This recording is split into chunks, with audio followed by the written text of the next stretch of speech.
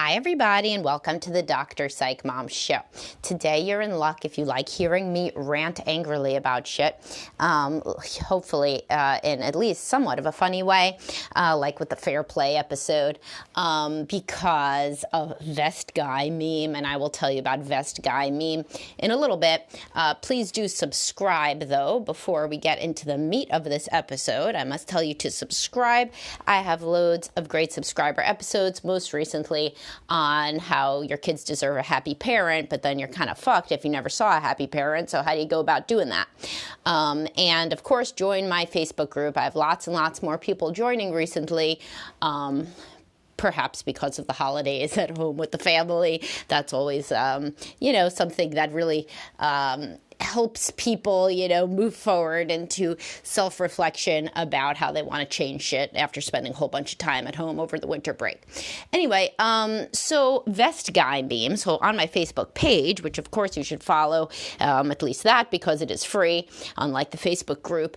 But either way, the Facebook page, so I shared this meme, which I thought was pretty funny. It was this guy who is somewhat of an amateur comedian. I followed his page, and he shared something with my wife wanted me to wear a vest, and I didn't, and I'm not a vest guy, so we compromised, and I wore the vest, and it was, him wearing a vest, and then like a close-up of his face, which was obviously like, designed to be funny that he's not so into the vest, right? So then I post this thing, and of course, most people have a good sense of humor, but then there's always the anti-fun police who don't, think things are funny ever. And one of these people and others of these people and whatever were saying that this is emotionally abusive and no boundaries. It says the guy does not have good boundaries and the woman is being emotionally abusive, right, in wanting him to wear something. Now, could you give me a break on that one? That is insane.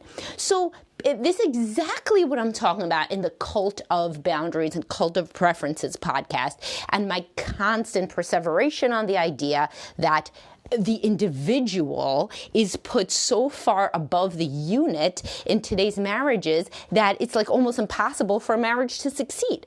I mean, it used to be a given that like if your wife wants you to wear some shit for the holiday photo, you're gonna wear it. Like, of course, she cares so much more than you do, hopefully about like 1 minute of your life during which you have to wear a vest in a photo, and it was designed to be like a funny thing. Like, okay, like it's like kids, like the mom says, oh, we're all going to wear, red shirts in the holiday photo because mom's like whole fucking December is riding on this, from what I understand. I don't do holiday cards, but it appears to be a big deal.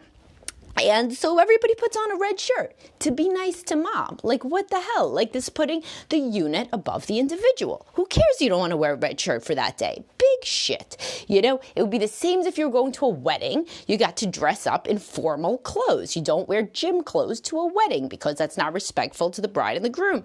Whatever the case may be. So this now all of a sudden is considered emotionally abusive. Let me tell you then, the men that think this would be emotionally abusive, guess who's not going to wear what you want her to wear then if it's emotionally abusive for you to wear what she wants you to wear? Oh, I don't know. Maybe it's the woman that you want to wear some lingerie. Well, she doesn't want to. So if doing what you don't want to do turns into something that's emotionally abusive, well, then shit. People cannot make any requests of each other, and they certainly can't have any preferences, and they don't want to wear what makes each other, turned on or feel happy or whatever the case may be. In this situation, she wasn't turned on by the vest, but the majority of women that I speak to definitely would be more turned on if their husbands dressed better. But if it's considered now abusive in today's paradigm for one person to want another person to wear something, and there was no gun to this man's head, he decides happy wife, happy life. And of course, I understand this was a joke, right? This thing didn't happen. This was posed in a certain way where he had a certain expression on his face for, to market his own like little business of being a comedy person on Facebook or wherever. And it was funny, right? But let's say that it was real, which is the way that these people were reacting, is as though this was real, right? So if it was real, then big shit, I mean, if it was real, in fact, he is the bad one for having the expression on his face and not just going with the flow. So all of the time, people have preferences as to what their spouse would do. And if these are thought to be emotionally abusive to express, well, then it becomes a parallel play situation instead of a marriage in which both people do exactly what they want at all times, except, of course, they sacrifice themselves utterly and dramatically for the children. But for each other, nobody can ask anybody to do anything.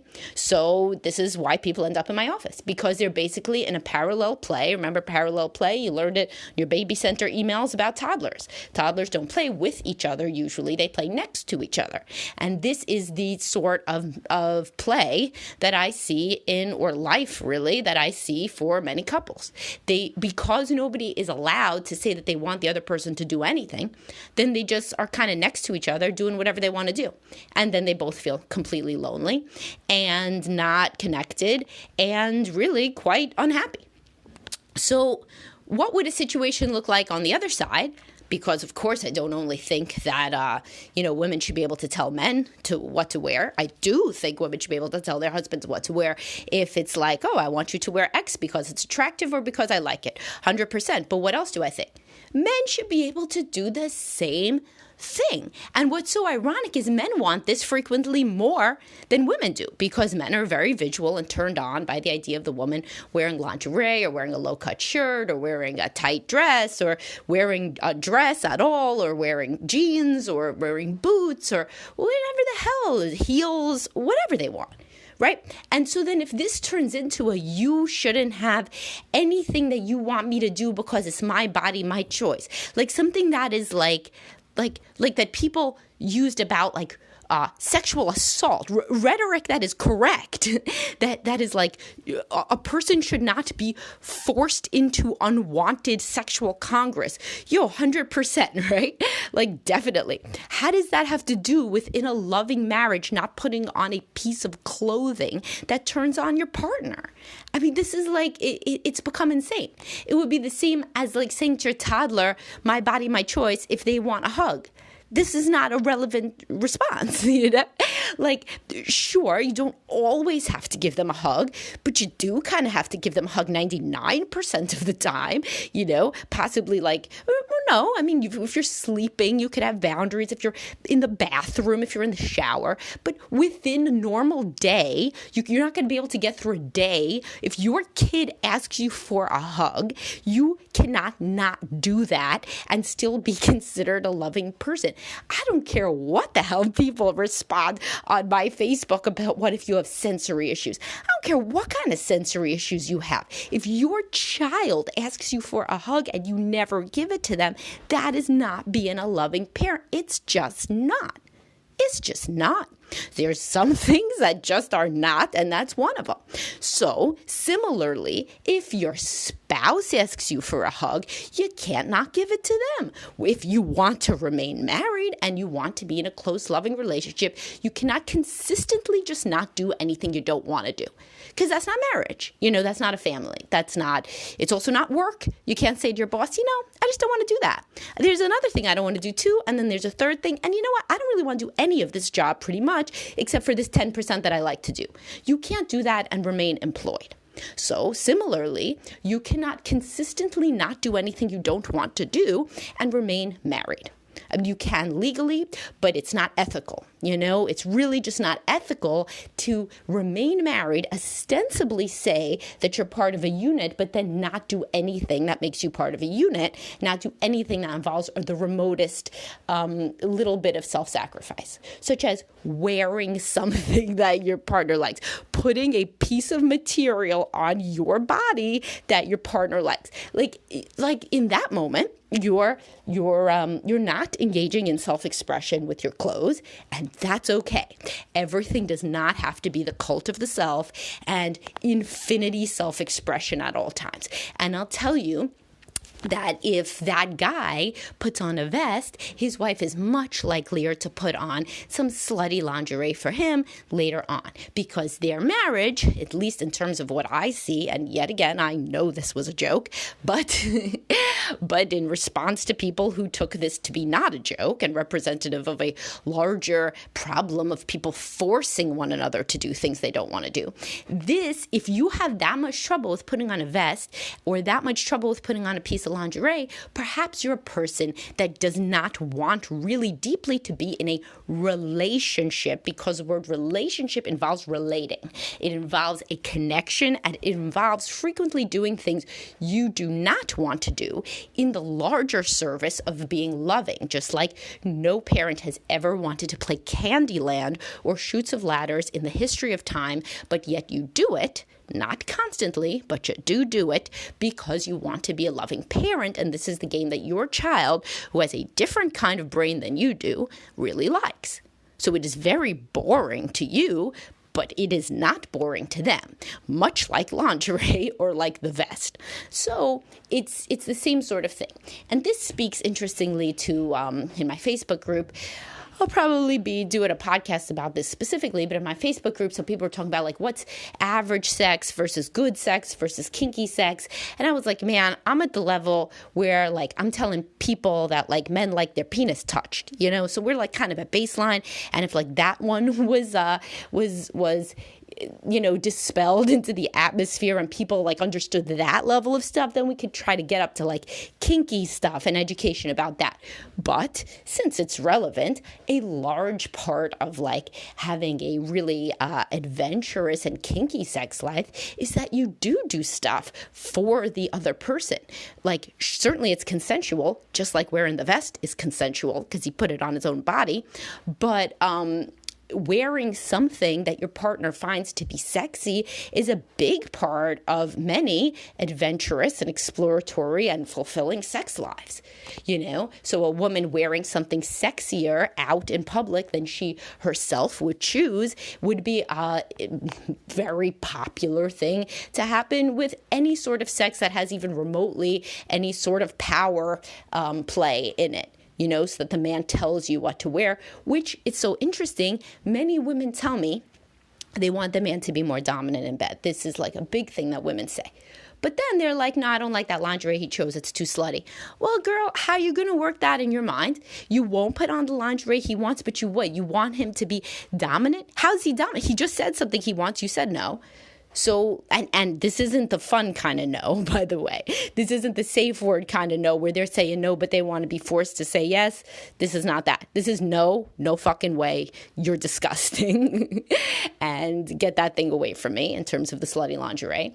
And then, though, they want the man to be spontaneous, more assertive, more dominant, more strong, more of a leader. Please, how? You're not even doing the little thing that he asks for, you know? So if people do want to have a more connected sex life, they need to start at the very basic level of entertaining the idea that they frequently have to do things they don't want to do, that are small things, in the larger service of the relationship and making the person feel heard, understood, and loved.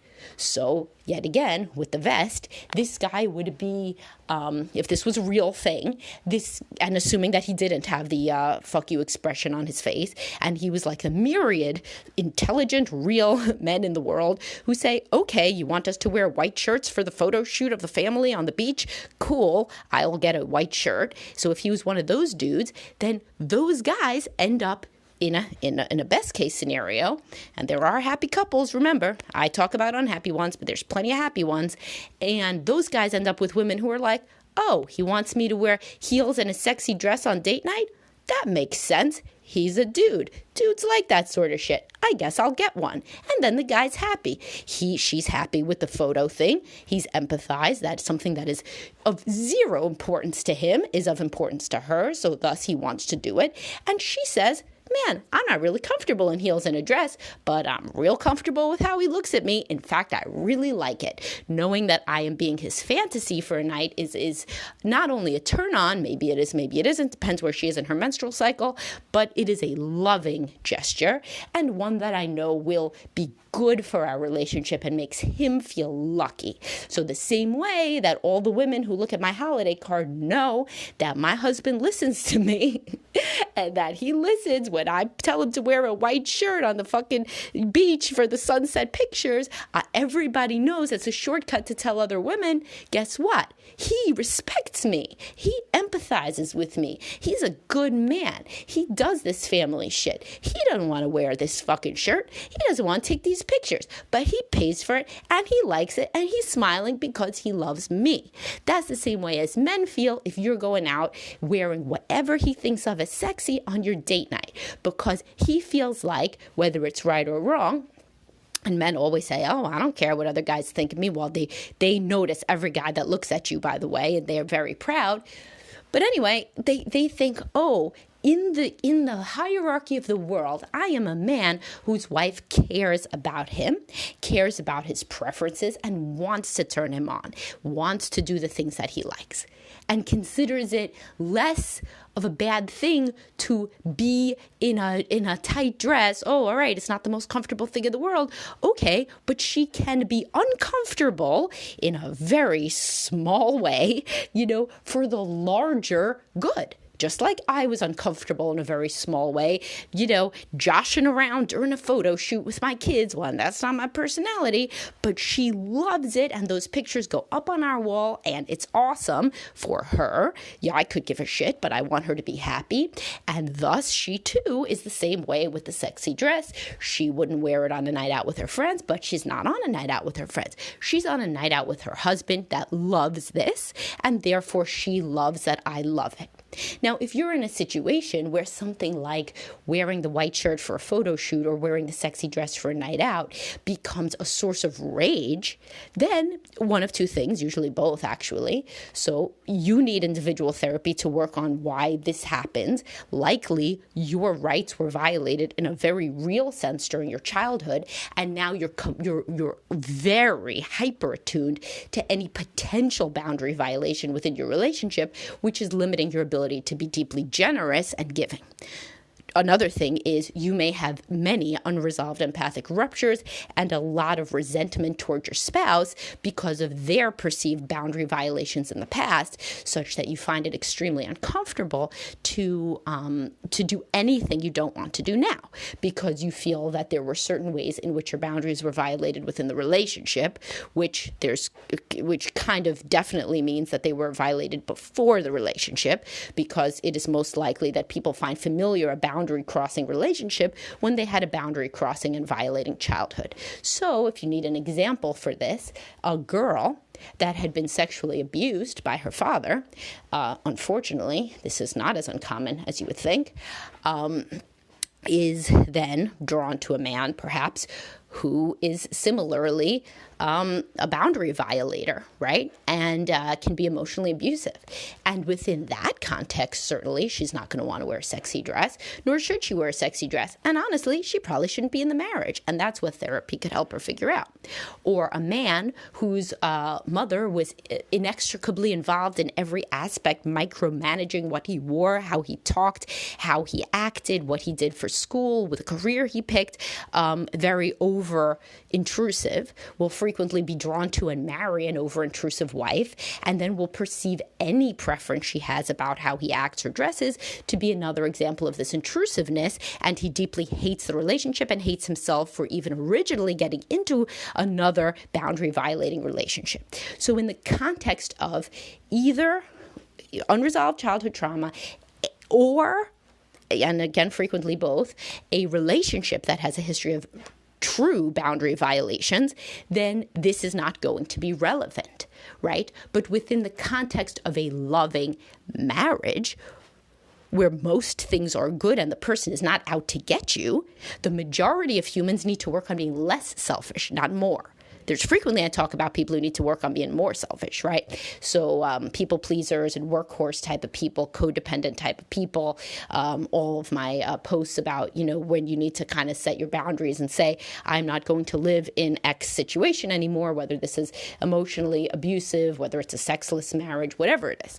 But the majority of human beings, again, remember, 50% of people are securely attached. The society that we live in puts the individual so far above the couple that it's hurting couples. So that is the target audience for this, not people who are actually in an abusive situation, in which case, yeah, you don't want to put on the shirt, and you don't want to have sex, and you don't want to put on the dress, and you shouldn't probably be married, especially not without tremendous amount of work in couples counseling. So if you've been listening to this and you're like, no fucking way, then therapy would be the next step, right? Because you have to understand why doing something for your spouse is thought of to be so aversive to you. And there's going to be a multi-layered reason for sure, because people are complex and things aren't just like one thing. But I'll promise you that there's an origin in the way that you grew up. Promise. All right. Anyway, I'll talk to y'all soon. I hope that this was useful. And I hope it gets some dudes to wear vests. I mean, that's like the goal. Just kidding. I'll talk to y'all later. Bye-bye.